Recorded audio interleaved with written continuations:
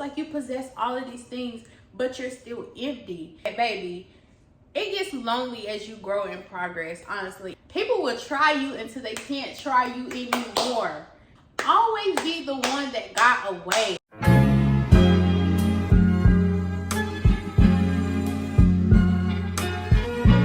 Hey y'all, I'm back with another video. If you've been here before, welcome back. But if you're new here, hey, I'm Tayana. So today we're just gonna do a video basically on 10 things that I wish I would have told my younger self. Don't forget to make sure that you like, comment, and subscribe. The first thing that I wish that I would have done before I even entered the adult world is fully walk with Christ. I'm sorry, I gotta say it because I don't feel like we say that enough. You kind of like, wow, this world ain't did nothing but hurt me. It's like I have all these things. I have this car, I have this crib, I have this job, I'm getting my education, I haven't went a day without eating. It's like you possess all of these things, but you're still empty. And I feel like the only reason that I was empty was because I'm giving praise to God, that I'm thanking God, and I'm telling him that I'm grateful for the things that he has blessed me with, but I'm not fully walking with him. You know what I'm saying? So I'm like, thank you, God, but I don't even know who I'm thanking. I don't even want to get to know who I'm thanking.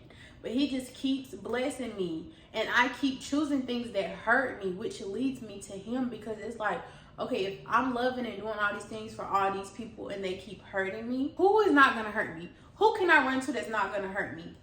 It's him. Like, I'm 22, but I feel like I would have been saved from so much heartache and pain if I would have literally just surrendered my life to Christ and just followed him fully. But 9 times out of 10, the things that we go through that hurt us is our own decisions. It's us feeling like we can do all this by ourselves. Because if I go back and I analyze the things that have hurt me, that was my decision to do those things, even if I knew right from wrong. Whether I want to admit it or not, it's not him tempting me. He doesn't tempt. We are tempted by our own desires and our own evil actions. So the second thing that I would tell my younger self is that, baby, it gets lonely as you grow in progress, honestly. And it's okay to sit by yourself for a season or two. Doing a lot of things alone have taught me how to speak up for myself, because it's not nobody else with me that I have to stand in the shadows behind or ask, oh, should we do this? Should I do that? Should I do this? It's more so of me literally like spending time with myself, getting to know what I like, trying new things, just waking up and doing what I want. And I'm not doing this by myself. He has his hand in my life firmly. Like I said, whether I want to admit it or not, like all roads literally lead back to Jesus. In my life, at least. Like I said, these are things that I would tell my younger self. So all the roads, like everything that I've been through from the start, from the middle till now, all roads always led back to him. Another thing that I would tell myself is to master my emotions and set boundaries. Because, honey, people will try you until they can't try you anymore. I have been a people pleaser for so long. I have done things thinking that because I'm a good person and I do good things for people, that it will automatically be reciprocated. And that's not performing. But if I have a good heart, I don't feel like I should hinder how good I am because you aren't good. I feel like whatever I put out, I should get back in return, because that's how it is. So set your boundaries so you can master your emotion. Master your emotions so you can set your boundaries, because when you master your emotions, you know what you like and don't like. When you set your boundaries, you won't build up no bad emotions.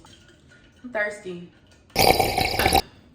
The next thing that I would tell myself is always be the one that got away. Do not try to hold somebody down. Do not try to stick through a situation, because that gets you nowhere. Always be the one that got away. I'm going to give you one last good day with me, and then I'm disappearing out of your life. Don't ever wait on nobody. And I'm telling this to my younger self, like, you're thinking that people change over the years. They don't change if they not doing no inner work. And they may tell themselves, nah, I'm different. I'm not going to be the same person that I was 6 months ago. But what inner work have you actually done? Because if a person doesn't see anything wrong with the actions that they are doing to you, then they're never going to change it. I will always tell myself, oh, birds of a feather don't flock together. Just because they doing this don't mean Girl, bye. It don't matter.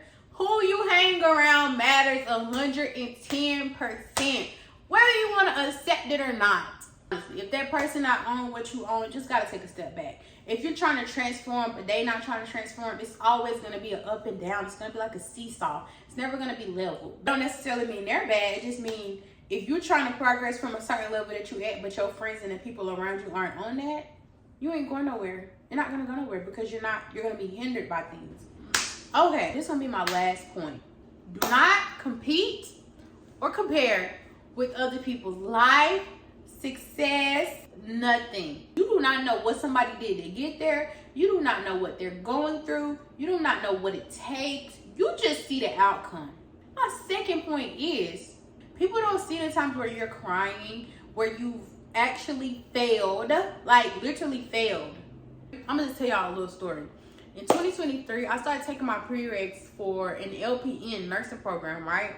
So I started my prereqs in the fall of 2023. I had finished up with them in the fall of 2024, so I was done. So I was waiting until February 2025 to take my entrance exam to apply for an LPN program at the college that I was going to at the time.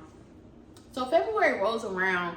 Mind you, I ain't do no studying for the test, nothing. I'm just like, whatever, like, I feel like I got it. And I'm like, okay, God, please, God, please. Well, no, I did do studying, but I did very brief studying. I didn't like go get the right book or nothing. I just got any type of entrance exam book, and I was just like, forget it. So I'm like, okay, I'm gonna pray to God. I'm gonna go over it a little bit in the morning. So I go and take my test. I failed it. I'm like, bro, what the world? Like, I can't believe I failed it. At first, I wasn't mad because I knew I had the opportunity to retake. So after I failed it, I went and got another book, and I'm like, okay, let me study. Let me study what, like, because she sent us the progress report, and it tells you which areas, like, you lacked in, which areas you were stronger in. And I'm like, okay, let me go get a book so I can study in the areas that I slacked in. I got me a book. I go back and take the retest.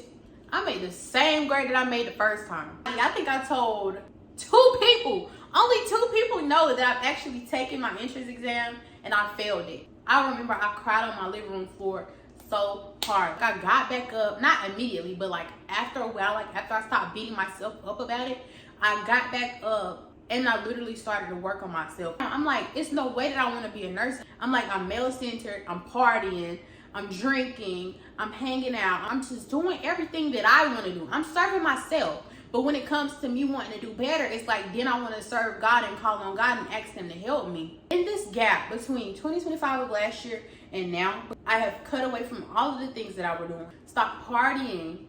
I just put a complete stop to partying because it was like on and off. Like I would go a couple months without it. I would go out one time. But I've stopped completely by the glory of God.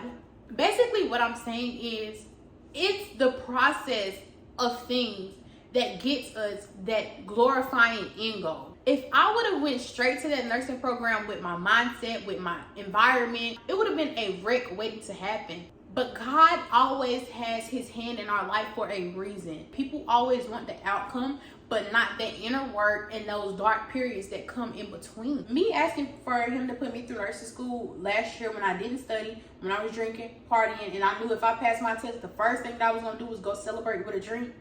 That's the truth. If he know you ain't ready for that, you literally not ready for that, he's not gonna give it to me. He's not gonna give you nothing that you can't handle. If you can't handle what you already possess, Tiana, you're not getting anything else. And that's not him being hateful. That's not him being bad. He's literally protecting me from more heartache. Because why am I trying to take on more than I can handle? That's just how I felt like I was doing around that time. And I hate to get like off the topic, but that was just my whole last point. So it was just a lot of stuff that I had to work on before I keep asking him for things. And eventually I just stopped asking. The only thing I really ask God for now is to dwell in me, dwell with me, walk with me, guide me, use me as a vessel. That's all I'm asking for. I'm not asking him, God, please give me this degree because I want more money. God, please let me blow up on YouTube. God, please help me. No. God, let your will be done. All praise to him. That's all I gotta say. I feel like even as females, the world is so cruel and it's so heavy on us. They try to dim our lights. They try to take rights away. The most safest thing that we can do is worship and walk with him. I just gotta say that. Like, I feel like the world is just so cruel to us, like even down to the men. Even us being cruel to one another. Like, just run to him. And honestly, once the world keep beating you down, like we literally have to start blaming ourselves. He is not good to us because we are good. He is good because he is a good, gracious God. It's not because of what we do. It's not because who we are. These are a few things that I would want to tell my younger self to save herself the heartache, the pain, the resentment, the unforgiveness, all of those things. Baby, show yourself some grace and learn yourself. Know who you are and who you want to become, and just make sure that it aligns with something that is positive. But I don't want to hold you guys no longer because I feel like I can talk about this all night long. Be blessed, be positive, and show love. Bye.